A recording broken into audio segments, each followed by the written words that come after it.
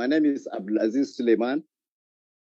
I am the spokesperson of the Coalition of Northern Groups, CNG for short.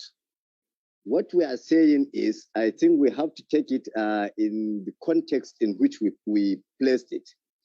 There was this process for a constitution review going on.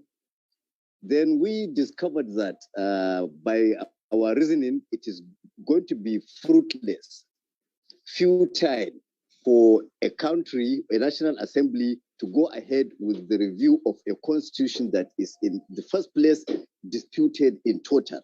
Secondly, there are certain sections of the country that have been agitating for self-determination, which ought to have been settled first, because I don't think it's going to be proper to have a that's why we all have not agreed with the constitution, because a large section of the country does not even believe it's Nigeria. You see, for 60 years, the South or the Igbo have been agitating for self-determination. It even led to a civil war, which we blamed the Nigerian government at that time for, because there was no point fighting the Igbo back. They said they were ready to go. I think what will have happened was to celebrate a new nation. By now, the Igbo country, the Biafra, would have progressed far, and perhaps the remaining part of Nigeria would have progressed. Now, what we have is the Southwest now also agitating for self-determination. The Southeast is also agitating for self-determination, but the National Assembly is deliberately avoiding that issue and going ahead with a constitutional review that will still not solve the problem. That's why we filed a suit before the Federal High Court in Abuja. We joined the National Assembly, the Attorney General, and separately the Senate President and the Speaker of the House of Representatives. What we were praying for is for the court to order a halt of the constitutional review exercise and direct the National Assembly to organize or get the president, the executive, or even the international community to come in and organize what we want to what should be a referendum peacefully for any unit of the country that says it does not want to be Nigeria. I mean, there's no point forcing it into being something it does not want to be. And not only we were not only concerned about Biafra. We said any unit, because you see this issue of Nigeria for quite long now. The truth has emerged that nobody was consulted, even before the name was given. You can see most African countries have even dropped the names given by the colonial masters and adopted their native names. So I don't think we reason that why can't we do the same in Nigeria? Let us sit. If all of us agree to be Nigeria, then we agree we are Nigerians. We agree we want to continue with that name Nigeria. If not, we change the name. I mean, we are people. We are people. We don't have to be forced to do things. So that's just what we are saying. So, but we're not asking anybody to go. We are saying, in order to get to the root of this thing, let's have a referendum. Perhaps the North will even vote out. Then we call it quits. That's what we're saying. We're not saying, we're not particular. We only referred to Biafra because it's been the one that has taken too long and recently becoming violent, which means the desperation is there. And you and I know that no amount of review of the Constitution can change that. It's not a question of northern elites supporting what we have said. Well, for one, we have a right to do that, which is what we are exercising. We don't need the consent of the northern elite or any northern leader, just the way the IPOP does not need the consent of the southeastern elite in order to agitate for self-determination. And what we are saying is this, if you see, even the southeast, the elite and the leaders, especially the governors, opposing IPOB. But we do believe that IPOB has a majority in that zone. Likewise, if you come here, the few elite may oppose us because they want the continuation of these problems. They don't want it to be resolved. But you find that we would be will carry the majority when it comes to voting. The majority thinking we have to leave the path of these old people who have caused the civil war, who still are insisting on monopolizing the total available activity in Nigeria, that they would not want us to discuss this issue of unity. I mean, there is nothing wrong in discussing it. If you, Abdulaziz and Uche, agree to remain in Niger State, for instance, and call ourselves that's our country, why not? But if Uche says, no, I don't want to be, I don't want this unity. I want my Ebonyi nation. I mean, there's nothing wrong. But if I insist that you must remain with me, I mean, there is something suspicious there. So it's not a question of elite consensus. It's a question of public concern. That is why we are asking for the referendum. That's why we're asking for the referendum, because that is, you see, it's just like what we argued with some of the Igbo leaders, I think on, was it BBC and Igwe, we debated. He said, those, the IPOB people are very few. But I said, no, that is why we want this referendum. Go to the southeast and vote against Biafra, and you'll see they will overwhelm you, because the ordinary people in Nigeria, from whatever section, are dissatisfied. So you find that the elite is going to be. Yeah, that's what I'm saying. I'm sure, I'm confident the vast majority of the people of the North would support that. I think it is a new thinking emerging from the North, a new way of thinking. You see, all along, our elders from each of the zones have been covering up some things. Like, you know, what prompted us really was when the President Muhammadu Buhari said in a speech that those who are agitating for Biafra have not witnessed the civil war. So that is what we want to avoid, because these people are in the majority. All of them are within the ranks of the bracket of 50 years. So they have not witnessed the civil war, so they can go to any extent in order to break away. And these old people will die and leave us with them.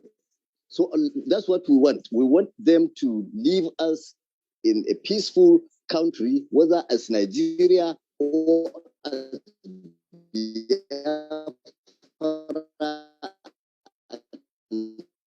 Nigeria and Zaria or whatever. Diplomatically, there is the only challenge. You see, we cannot foresee any challenge now because we've already taken the legal option. It's left for the court now to listen to our arguments and listen to the argument on the other side. We cannot predict what will happen, but we are prepared to go the whole length to the apex court, and if needs be, to the international forum. Because we need to at least let us talk to ourselves. The younger generation should talk to themselves. Look, we are telling you the truth. We don't want Nigeria. Fine, brothers, we wish you well. You understand? No, we are just fighting something. Okay, what country do we want now? Let's call it Asokoro. You understand? So we changed our name to Asokoro because we are the people who name ourselves. We call it Asokoro, and we agree to now give ourselves a constitution. We give ourselves laws. But this way, the way we are going, you find that some people, the young generation, are venting their anger on the wrong people. Because if Uche attacks me now, he's venting his anger on the wrong person, because I'm also angry. And that is what these people want. The people that have been manipulating the affairs. They want me and you to fight. They don't want to see us live together. But we can agree. Look, okay, now that we have agreed to work against these manipulators, let us have a country. What country do we have? We want this country. Now, okay, let's give ourselves a law. These laws have all along been handed over to us either by colonial masters or by the military. And that is what we are saying. We want to waste money and we want to waste resources and energy in reviewing. So we are saying you can't give a law to a people that are not agreed to one. You have to have a nation. That was our argument on the issue of restructuring. We say it's not about restructuring, it is getting the structure first. Let us get a structure, a standard structure, then we can restructure if we want. There may not even be need for restructuring if we have, because I'm telling you, since independence, since even the amalgamation, none of the regions have agreed to the one. I'm telling you. It's just cover up. We have never trusted ourselves. You see, this is why you can see for more than 60 years now, we are unable to produce a Nigerian president. It's always either a northern president. Now they are looking for Igbo president. You understand? The Yoruba is looking for Yoruba president. Why can't we have a Nigerian president? Because we are not Nigerians. It's because we are not Nigerian. That's why we are not agitating for a Nigerian president. We don't believe in anything. It's a new generation thinking these people, we all know that we have a class of people that have manipulated the total available activity in the country, even before independence. These people have been rotating power in various forms among themselves and their families, which certainly is, because this is going to be a meeting point, a point of convergence. That look, we are quite sure the young people in the southeast, the vast majority of them are in support of Biafra. And I assure you, the vast majority of young northerners are in support of that referendum so that we can define what Nigeria really is. So you can see it's some form of let down on the part of the elite. You see, when you talk about elite, if you say northern elite, it surprises me, because the northern elite and the southern elite are one and the same thing. The southern elite and the northern elite are one and the same thing. They only come to tell me they are protecting North because they don't want me to listen to you. And your own elite will tell you these northerners are cheating us because they don't want you to listen to me. But we don't see eye to eye with our own elite, just the way you don't see eye to eye with yours. You see, the degree of mistrust has gone deep. You can see this, now that you've spoken to me, you do understand that I don't have any ill agenda. It's something about a nationhood and about me and you surviving. But some people will still insist that we are pursuing something against them. Do you understand? Somebody who says, "Oh, my friend, you want to go? Please let us escort you peacefully," and you say, "No, I mean something else." That is the degree of trust implanted in us by those same elites we are talking about, which we have to remove. We already have a coalition, but we have not discussed this at that level. We have the coalition of northern of Nigerian youth, CNY. The Ohaneze is there. Ohaneze Youth Council Worldwide is there. Afenifere, OPC. We met in Lagos. Our maiden meeting was held in Lagos. In fact, the national president is in Lagos. I am the national publicity secretary. So you can see we used to agree at a certain level. You understand? We used to agree at a certain level, but it's not going to be easy because the elite have cornered the resources. They manipulate sources of information, which is why they can easily change narratives. They can easily tag IPOP terrorists so that we will not talk to them. If we talk too much here, they will say we are Boko Haram. You understand? So that you people will not talk to us. But I think there is certainly something is evolving that involves a new thinking. And that's what we will pursue. Nobody will say this type of thing will come easy. It won't, because the most difficult part of it is to get you to agree, is to get the South, for instance, to agree that we genuinely mean what we are saying. We are not saying they must go.